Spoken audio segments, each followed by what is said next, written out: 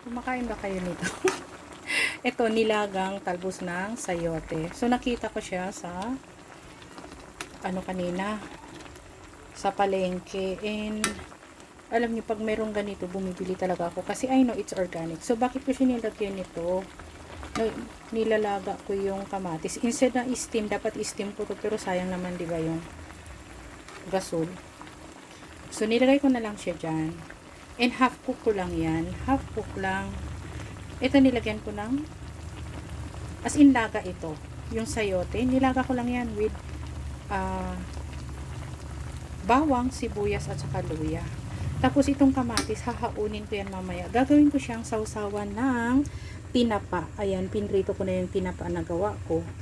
Tapos may yellow rice ako. So, yung purpose nito is, gawin ko siyang sausawan. Ayan. So, ito, medyo malambot na siya. Pwede na yan. Ayan, ang aking pagkain ngayon.